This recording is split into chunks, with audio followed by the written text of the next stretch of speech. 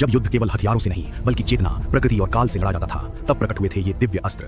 आज जानिए पुराणों के 10 सबसे शक्तिशाली अस्त्र, जहां हर अगला अस्त्र पिछले से कई गुना ज्यादा शक्तिशाली है। 10वां है मोहिनी अस्त्र। ये अस्त्र शरीर पर नहीं मस्तिष्क पर वार करता है। मोहिनी अस्त्र शत्रु को मोहित करता है, भ्रम में डालता है और बिना खून बहाए युद्ध जिता देता है।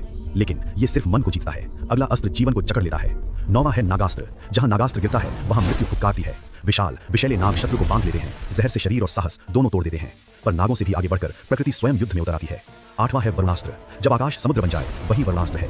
प्रलयंकारी वर्षा, बाढ़ और जल तांडव, सेनाएं डूब जाती हैं, धरती रोने लगती है। और उससे भी अधिक शक्तिशाली अस्त्र आता है 7वें स्थान पर, जो है अग्नियास्त्र। नगर, वन, सेना सब कुछ भस्म। ये आग नहीं, देव अग्नि का क्रोध है। पर अग्नि से भी बड़ा विनाश है वो अस्त्र जो स्वयं महादेव से जुड़ा है, जो आता है 6ठे स्थान पर, पाशुपतास्त्र। ये अस्त्र युद्ध जीतने के लिए नहीं, सृष्टि मिटाने के लिए है। भगवान शिव का ये अस्त्र संपूर्ण सृष्टि को नष्ट करने की क्षमता रखता है। इसे केवल अंतिम स्थिति में ही चलाया जा सकता था। 5वें स्थान पर है ब्रह्मास्त्र, परमाणु विनाश। जहां ब्रह्मास्त्र गिरता है वहां धरती पीढ़ियों तक बंजर हो जाती है। और ब्रह्मास्त्र से भी ज्यादा शक्तिशाली अस्त्र है 4थे स्थान पर, जिसका नाम सुनते ही सृष्टि कांप उठे, ब्रह्मशिरा। ब्रह्मास्त्र से 4 गुना अधिक विनाश। ये केवल युद्ध नहीं, पूर्ण प्रलय की घोषणा था। अश्वत्थामा द्वारा चलाया गया ये अस्त्र धरती के अस्तित्व पर प्रश्न बन गया। लेकिन विष्णु के अस्त्र अब तक प्रकट नहीं हुए थे। 3रे स्थान पर है सुदर्शन चक्र, जो कभी चूकता नहीं, जो स्वयं निर्णय करता है। ये अस्त्र नहीं, ईश्वरीय चेतना का घूमता हुआ निर्णय है। ये खुद लक्ष्य ढूंढता है और वापस कभी खाली नहीं लौटता। लेकिन विष्णु के पास एक और अस्त्र था जो इससे भी अधिक भयावह था। 2रे स्थान पर है नारायणास्त्र। इसे रोका नहीं जा सकता सिवाय शरणागति के। नारायणास्त्र अनंत है, जो इसका सामना करता है वो केवल समर्पण से ही बच सकता है।